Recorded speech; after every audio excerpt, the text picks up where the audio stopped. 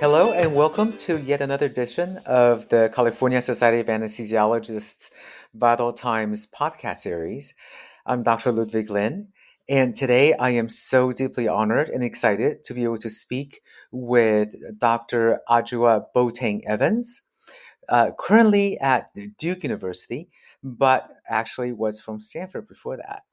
Dr. Boateng Evans is an anesthesiologist, a critical care specialist, and mother whose work bridges medicine and the humanities to restore humanism in healthcare. A Yale and Stanford trained physician now at Duke, she teaches, writes, and speaks nationally on the prophecy of pain and is particularly interested in using medical humanities as a tool to combat moral injury in the critical care workforce and setting.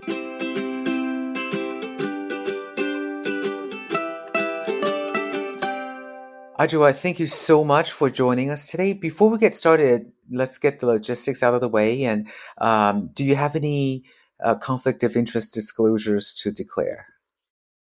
No, thank you so much for having me, Dr. Lin, and I do not have any conflicts of interest to declare. Okay, all right, great. Thank you for that. Well, it's a pleasure to have you. I found out about your work through some online sleuthing. I know that you've uh, spoken at international conferences, and I saw that you recently talked about this topic for the Duke Critical Care Rounds, and maybe we'll do something super crazy and just start out by having you read one of the works that you've created, and then we'll sort of like debrief from that. Is that okay? That sounds great. So, one of the pieces that I like to read for these types of settings is called An Ode to the Ill.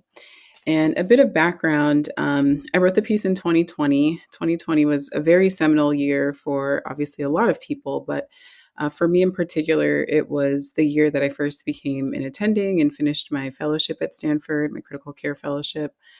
Simultaneously, I was pregnant with my first child. Simultaneously, the United States was having this proverbial racial awakening after the death of George Floyd and Breonna Taylor. And so, I was really just thinking deeply about what it meant to bring life, what it meant to usher patients through the death and dying process during COVID pandemic while I was growing life, and what it meant to be a Black woman in a space where there are very few of us. And so from, those thoughts and those musings was birthed this poem, An Ode to the Ill. The wails of the dead still hum hymns. Nestled in the fabric of ICU rooms lives the lives of echoes lost. Walls decorated with voltage to assuage our everlasting fear of a heart that says, no more. Syringes pump with adrenaline to jolt you into consciousness when your body says enough, and machinery to salvage your breathlessness when words can't make their escape through your frozen wind. I give you my all, emptying my own vault, my own life to keep yours. Sleep, water, food, time gone. Sacrificing my own sleep to ensure your rhythm is circadian. Foregoing my own nourishment to feed your spirit, praying, hoping, wishing that the wails of the dead did not join us here today. Breath stolen, time taken, soul saves, empty vaults of gone voices, honor I give to you. Wow, that just brings up so much for me as another critical care person. It's like I totally have lived that life, and I I'm sure. understand all those things that are racing through, and you put that so beautifully. Thank you for reading that. Well, I have so many questions about this, but tell me how you got started feeling like you wanted to add a creative component to this, incredibly complicated clinical work that you do. Absolutely. Um, my background is such that I grew up in a way that felt, particularly polarized. Like I grew up near folks who had extreme privilege and resource, private jets, homes in the Hamptons, et cetera, et cetera. But also adjacent to that was extreme poverty. And, we were fairly in the middle class. And medicine was always attractive because it felt like a place where there was a sort of democracy, right? So whether you came to the hospital in a private jet or you were homeless, especially in the operating room, once we're there, everyone gets the same gown, they get scrubbed with the same betadine solution, draped with Ioban, et cetera, et cetera. And that was really attractive in a world that felt pretty polarized. And similarly, the reason I bring that up is that art too felt accessible and felt like a vehicle to make sense of a world that lived in binary extremes. And so, along those lines, as I'd gone through my medical training, I found writing and journaling healing in a way to kind of understand all the momentous things that were happening, all of the first, right? Like the first time you see a baby that's born, the first time you hear a sternotomy happen and look into a beating heart. And to this day, it took years for me to call myself a writer, but I had always written. But the impetus is still a dramatic event, something that my rational mind can't quite reconcile, and so I need to tap into this creative, artistic mind to really bring color and shape and language and landscape to those moments that I'm sure you can attest to, the moments that really linger long after my physical body, our physical bodies have moved past them. And so in medicine, and especially for those of us in the ICU, we bear witness to so much. We see the extremes of victory and tragedy, and there's so much that can't be said aloud, but that we're processing internally: the grief, the awe, the ambiguity, the decision making. And so writing became a way to make sense of it all. Very cool. So, is this something that you had done before you went into medical school, or is this something that was sort of just part of you that you started expressing more? I think more of the latter. There was this piece that was always within me, and a desire to use the blank piece of paper as a canvas, so to speak. And it really wasn't until my time at Stanford where God and serendipity really came together, and I was introduced to a community of physician writers. The first of which was led by my dear, dear friend and sister, Dr. Laurel Braitman, who's a PhD hired through the Department of Anesthesiology. And her title is the Director of Writing and Storytelling at Stanford. And, she started these virtual writing workshops during the pandemic as a way for folks to really just connect and heal and process everything that was happening around us. And it was called Writing Medicine. And, we really built community and kinship through the walls of Zoom. And ultimately, we came out of the walls of Zoom and had an in person writing retreat, which was really, really phenomenal. And this was sort of a subset of a greater umbrella organization at Stanford, led by one of my mentors and dear friends, Dr. Audrey Schaefer, who founded Medicine in the Muse and was sort of the director of medical humanities throughout the enterprise. And so, through both of those spaces, I was really able to find communities where writing, storytelling, and medicine intersected. And that has been, I think, the catalyst to all of these other projects and works that I've been able to do. Yeah, I want to explore this a little bit more, mainly because I'm just so curious about this. It sounds like they provided the space for you to have your voice be heard. Uh, Obviously, you can't think about a situation that wasn't there, but like, do you feel like you would have still done this had you not had that space? Um, It's a good question, Ludwig. I think ultimately I would have needed this. Like the more that I mm, progressed in my mm-hmm. career, and maybe you felt this way as well, or other listeners, particularly those again who are intensivists.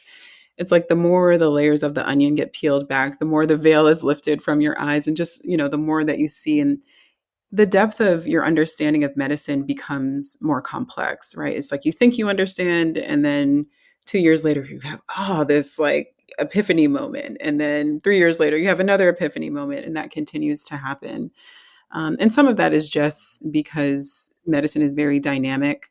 And I think the other piece of that, which is what I'm interested in, is that, we're in the business of humans and treating individuals, not dealing with machines and bots and things like that, widgets. And so because of that, we grow and change and evolve as individuals. And so undoubtedly the way that we see patients and that the way that we understand the human experience is going to grow, evolve and change just as we are. And so to answer your question, I think certainly I would have had to find something. And I think, like many of us, the pandemic probably would have been the time at which that was most ripe. If it wasn't at Stanford, it probably would have been elsewhere with other folks who were maybe looking to connect in that realm. There was a lot of artistic expression that came out of that time, right? And a lot of community building, even though we were sheltering in place. Folks were really thirsty and hungry to connect. And so, when you have those ingredients of the recipe, it sort of lends itself to building something like this. I just, was so blessed that I happened to be in the right place at the right time, which was at Stanford. Yes.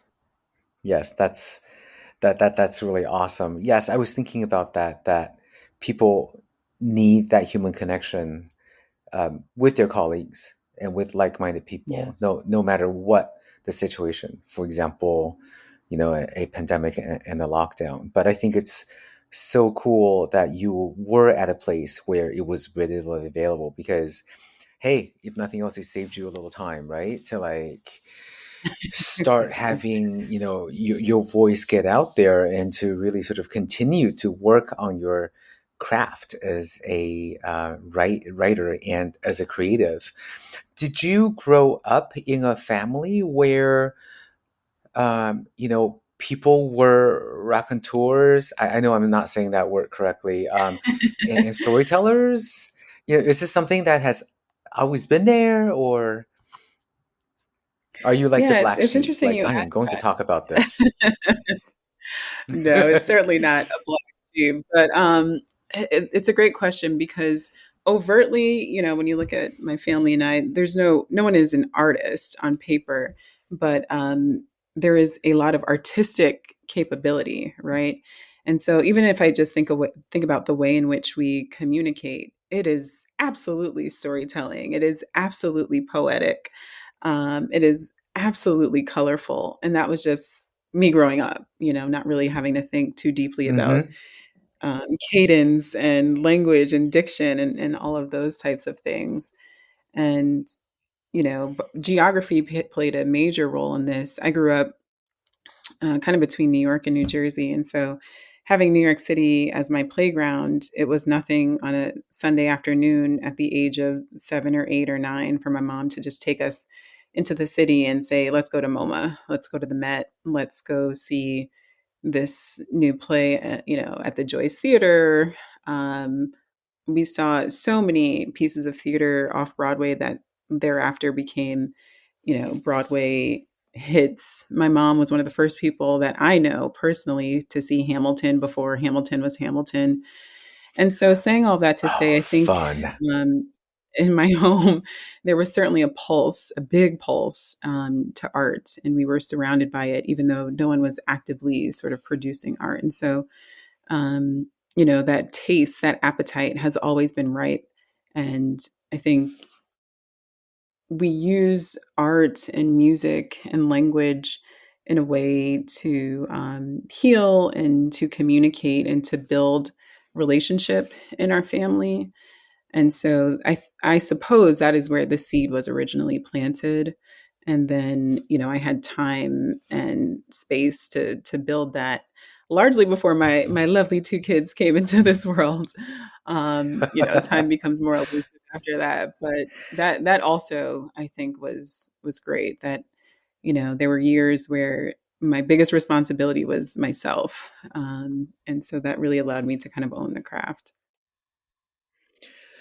I'm grateful for that because, well, I mean, we all deserve that. And I think as physicians, we spend so much time with various responsibilities and various goals that we are trying to hit at certain times in our career, right? So it's it's only fair that you got that chance before something else, consumed your time. And it sounds like you got started and you've managed to really build on it, which I admire, applaud, and really respect. I love that.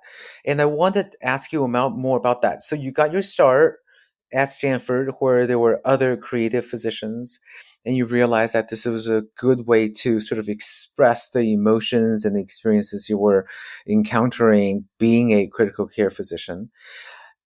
Once you had a little bit of success, exposure, how did you then sort of go about figuring out what you wanted to do next? Whether you Mhm. wanted to do more of it, and then if that's what happened, then how did you intentionally create opportunities for yourself? Because this is not a formal track for us, right? No, it certainly isn't a formal track. It's self-study, it's self-directed learning is what I like to call it. A lot of it is really a lot of it kind of following my curiosity. You know, I was seeking when I knew that the time would come for my family and I to return to the East Coast. I really wanted to land at an institution that had an equally robust kind of medical humanities program. And so here at Duke, we've got the Trent Center for bioethics, medical humanities, and the history of medicine. And in both of these spaces, like Medicine the Muse at Stanford and the Trent Center at Duke, whenever I'm at meetings or events, I always feel like this is my tribe. Like these are people, we wear the same glasses. We sort of see the world through, I think, the same sort of language, and it's really affirming. And so the way that I'm able to build is through those networks, right? Kind of following my curiosity. So at this point in my career, I still write and reflect after difficult cases to when the emotion is very raw. And so that might look like someone recently at a talk I gave to pre-medical students who were here at Duke for a summer program. They said, "Can we peek into your creative process?" I said, sure, but it's probably not that interesting. I'm like, you all have notes apps on the phone and voice to text. I'm like, my creative process is basically a combination of that, right? I might be walking from room 1 to room 40 and I've got 30 seconds, to get over there to extubate, but maybe something really dramatic happened. And so I'll voice to text it in my notes app or jot something down, really trying to get at the heart of why I'm having such a visceral reaction.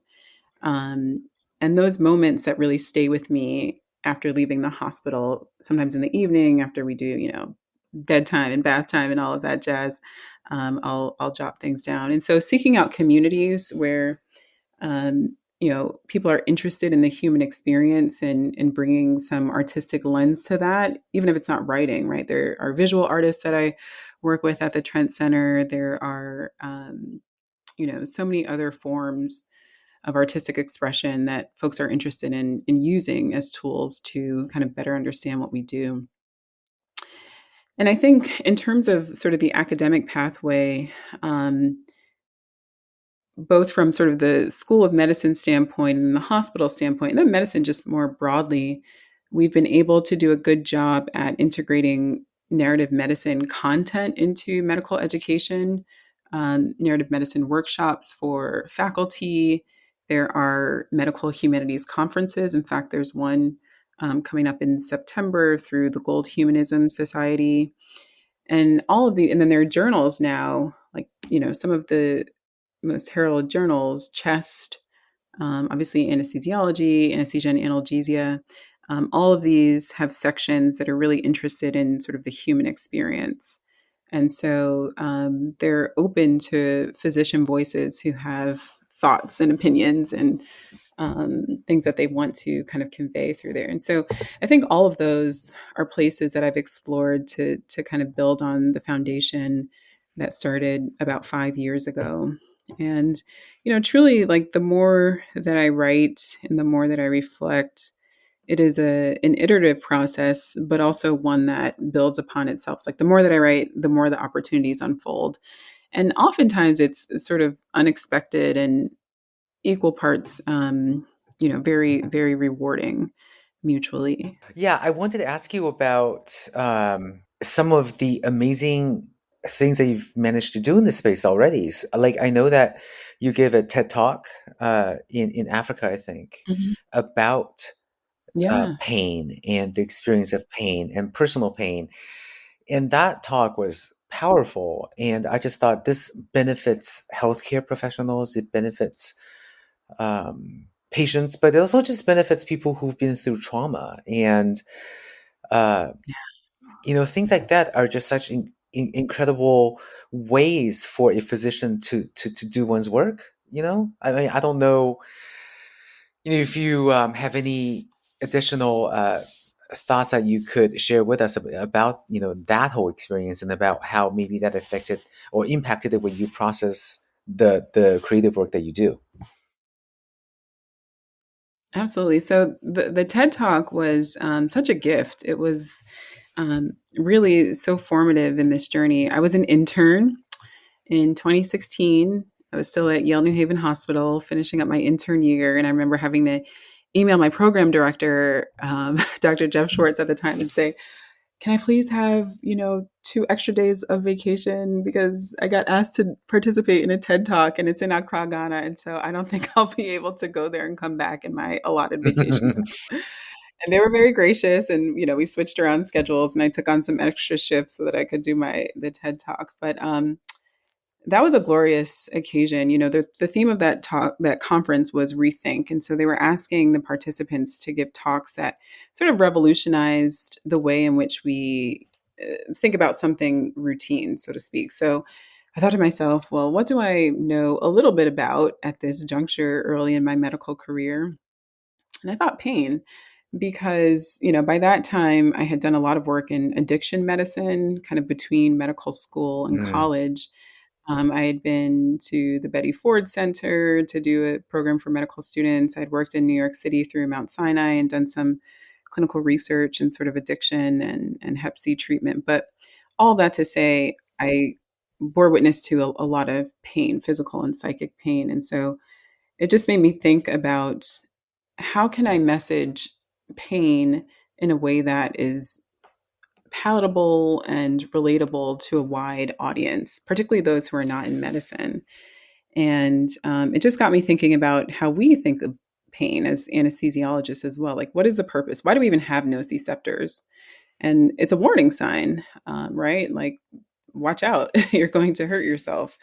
And I thought about what happens when sort of that wiring goes awry or that wiring is actually not beneficial.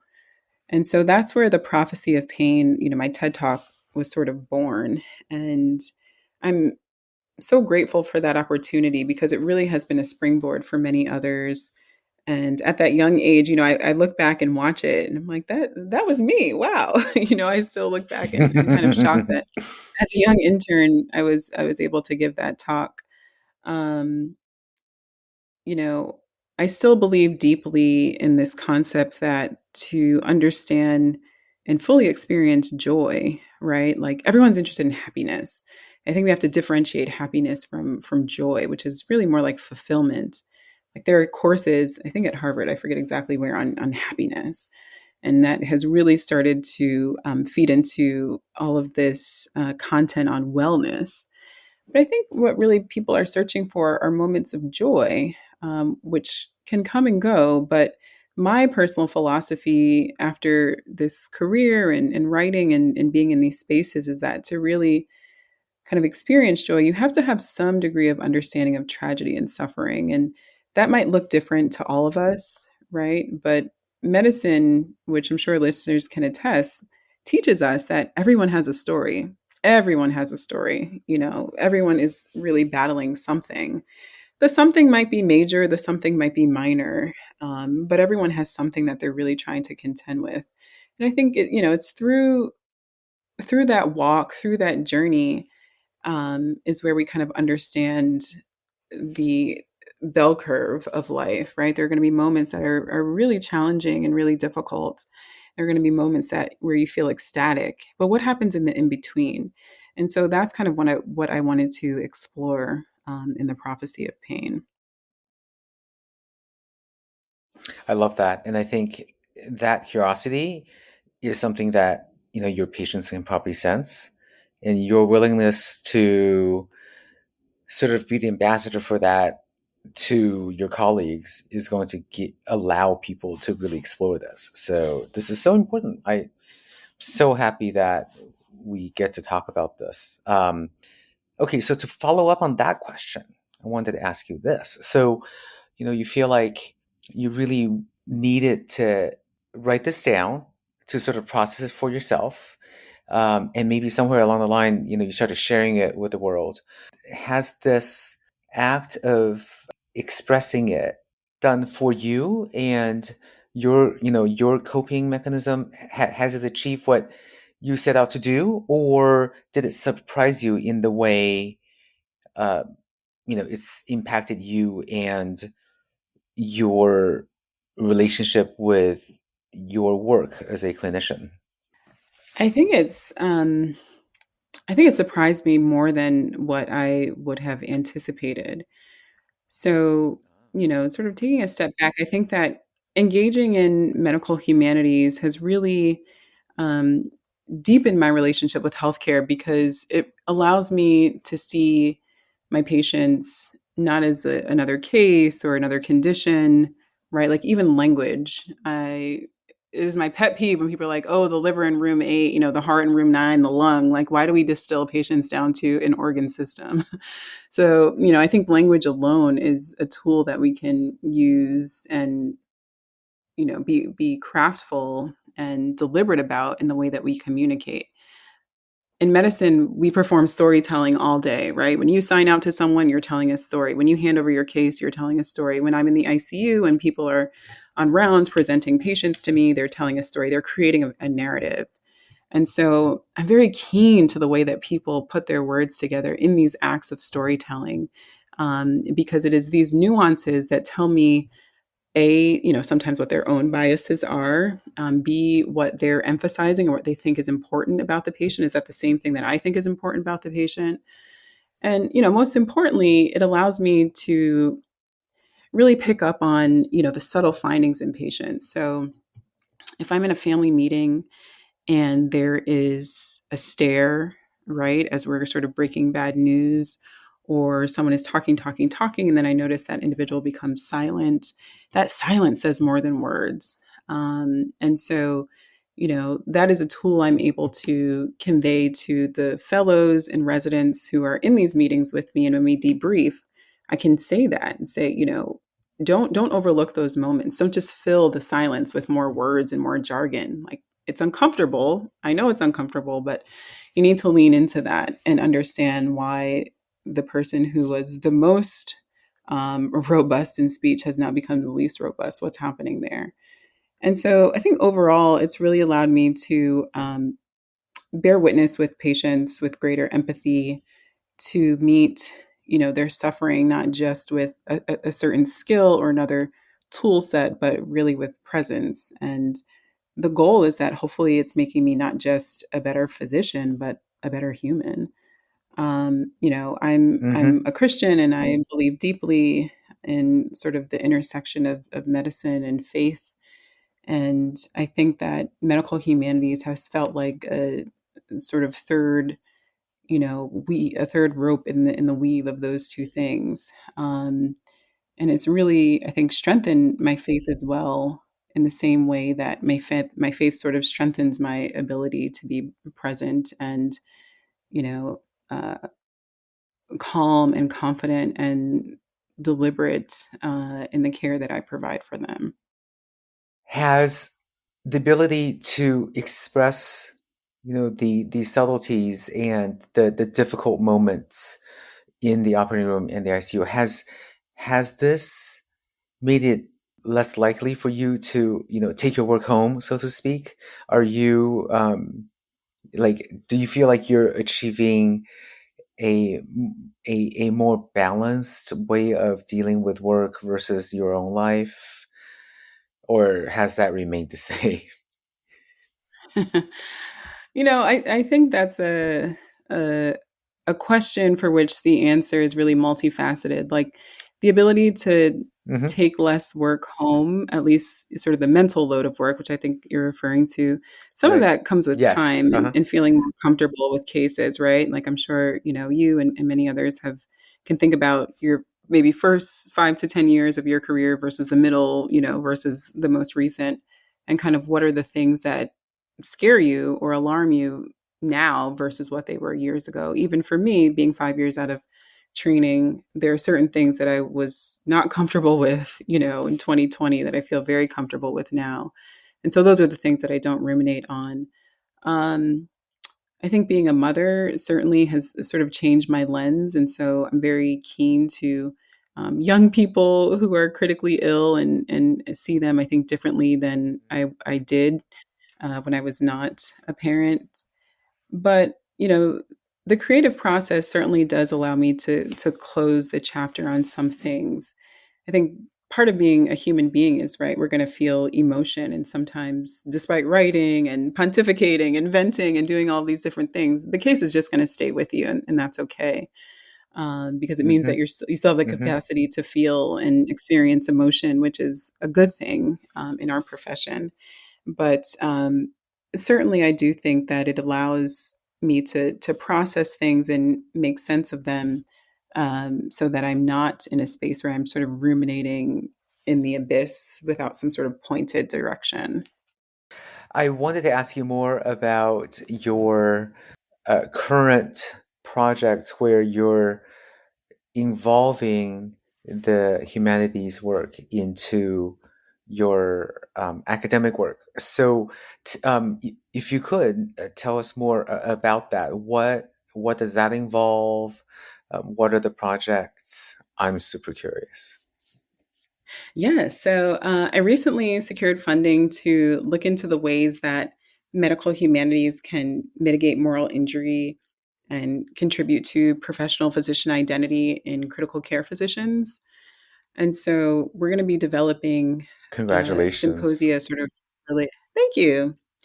We're going to be developing symposia related to that and sort of tracking pre and post outcomes as people kind of go through our symposium and go through our workshops and such. That is cool. I love that. Yes, because we've spent so much bandwidth recently talking about, as you alluded to earlier, talking about wellness, talking about making medicine more sustainable of a profession, which um, I'm deeply interested in. And this sounds like a great project. So excited for you. Yeah, I think there was a lot of focus on wellness and burnout, kind of catalyzed by the pandemic years, and appropriately so. I think we needed to have that conversation. But now we're looking at a different insult, and I think this insult, as people sort of emerge from the ashes, of those years, is taking a form that is unique from what we were experiencing in 2020 to, roughly 2022, which is much more of like a survival mode. Like we just need to get through, the next hour, the next minutes, the next case. Um, I think versus now, again, dealing with things like moral injury and sort of depersonalization, etc. And so that requires a different sort of skill set. I think that, as systems, as healthcare systems, if we are at all interested in the longevity and care for the caretakers, we have to build spaces where, folks can have a moment to think and debrief. And, we already do it. Like I said, people vent with a colleague or with a spouse, or if you have a difficult airway, it's like you have to talk to someone about it. You can't just like, go and have a coffee after that. Like I need to debrief with someone about this. But we need to make this a bit more formalized and offer CME in the same way that we would for a talk on, MPO guidelines for folks on GLP-1 agonists. We spend so much effort and time, appropriately so, on sort of quote unquote academic hard science topics, and then these type of content get left behind, and we're leaving, trainees in particular who are very malleable and vulnerable to kind of fend for themselves. We need to arm folks with tools so that when they enter this, what will probably be a bit of a marathon career, they have ways to understand how to cope healthily. It's not natural to like walk into the aisles of Whole Foods or Costco, whatever your grocery store du jour is, weighing the choice between, brand of eggs, which brand of eggs to purchase, minutes or maybe an hour after emergently cannulating someone that looks like your sibling or maybe your child onto ECMO, right? Like your body has shifted, your body has physically moved, but your mind is still lingering at the bedside. And you multiply that by multiple cases or instances throughout weeks and months and years. And so, like, where does all of that go? Um, I can tell you where Right. it goes. It turns into folks becoming impersonal and jaded and cold and careless. But we need some sort of like ritual to allow people to return. And so this concept of having structured debriefing, so that the weight of what we bear witness to doesn't just settle in us. It's not a luxury. It shouldn't be left to folks to seek out on their own because the risk is too high, right? We're risking more physician exodus, we're risking an exacerbation of the physician shortage, and continuing to build healthcare workers that don't have the attributes of humanity. Right. I was just thinking about that. We are selecting out the people who are empathic and who, if they could process this, might actually wind up having even more to offer the patients and their families, right? Mhm. So this is so powerful. Yeah. Uh, I just as you were talking about this, I had a question for you about it. So the symposia, they're going to empower individuals, and what I'm curious about is there a way to get the institutions that really need these individuals to continue to contribute and to maybe become even, more powerful contributors? Is there a way to somehow encourage institutions, build into the system ways of having this happen? Absolutely. It's a little bit of a pyramid scheme. Ludwig. In other words, we have to hear from the folks on the ground first. And that is the goal of these symposia. Like, we have to gather the feedback Mm-hmm. from the voices of the individuals who are at ground zero. That gets fed to the folks at sort of the institutional level. And in the same way that we collect feedback from patients, right? You go on any physician's website and you'll be able to read their reviews like Yelp. uh, we should have the same sort of prowess, right? Like, we should be able to say, here is how this institution is empowering me as a physician, or maybe disempowering me as a physician. And I think once those voices are heard, that can become a spark to sort of move the pendulum. But it's hard because we are in medicine where sort of data is king. It's hard to present these ideas on a more broad level without some sort of data to support your claims.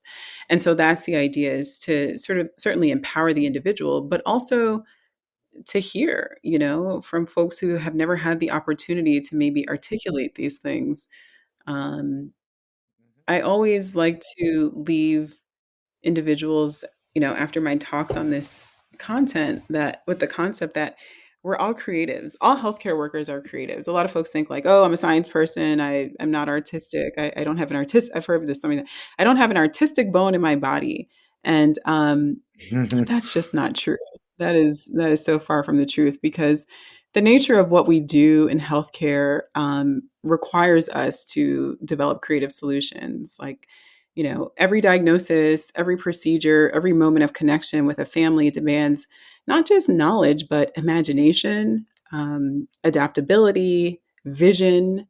And so my charge is like to my fraternity and sorority of critical care anesthesiologists in particular: never underestimate your artistry.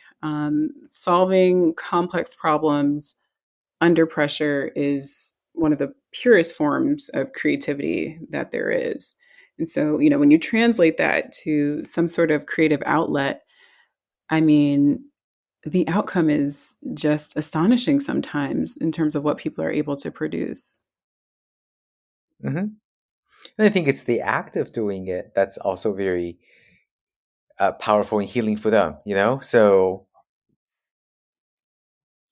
Yeah, I think it's a very, very cool project that you're doing. I can't wait to hear more about it because it just sounds like there's so much potential, but it also sounds like you have a lot of work ahead of you. Um, it's very exciting stuff. I wanted to start to wrap up this podcast, but so many more questions. But I actually want to ask you this. What have we not yet discussed that you really want to leave with our audience who might just be getting introduced to this idea, for the first time? Yeah, I would say, no matter how many years you've been practicing medicine or maybe thinking about practicing medicine, um, I think particularly now we have to start thinking about the ways that we cope because again, we all bear witness to so much and all of that has to go somewhere. And I think, one topic that came up in a recent talk of mine was the concept of comedy, right?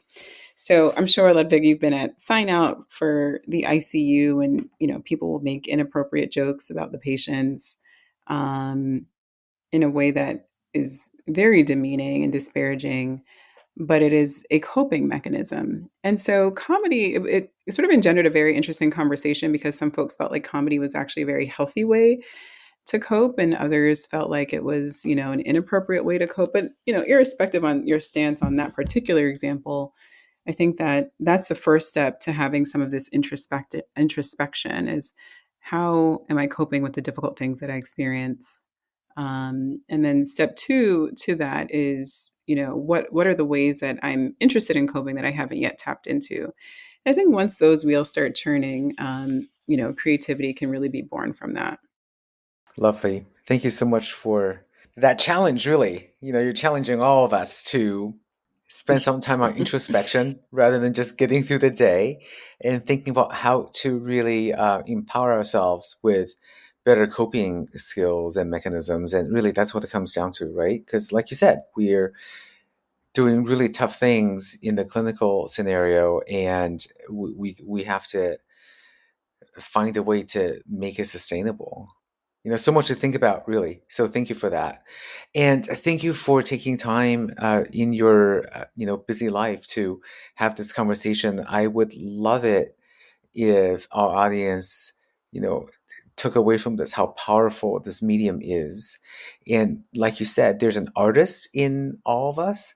Um, but even if we don't really think that, I'll think about that for myself. But even if we don't think that, we do all have incredible stories just because of our place, in the healthcare world. And yes, let's share them, let's tell them, and let's you know allow ourselves that vulnerability. So I'm on behalf of the CSA, I thank you so much, Dr. Boateng Evans, for taking time out and having this conversation. And I'm going to have to come back and do a follow up with you and find out what's going to happen with these various projects. Thank you so much for your time. Oh, thank you so much. This was an absolute pleasure. The California anesthesiologists are some of my favorite people. Still, many of them are my friends and Yay. colleagues. So, much love to the CSA. And it was an absolute joy to join you, Ludwig. Thank you. Yes, on behalf of the California Society of Anesthesiologists, I'm Dr. Ludwig Lin, and this is another episode of the Vital Times podcast. Thank you for listening.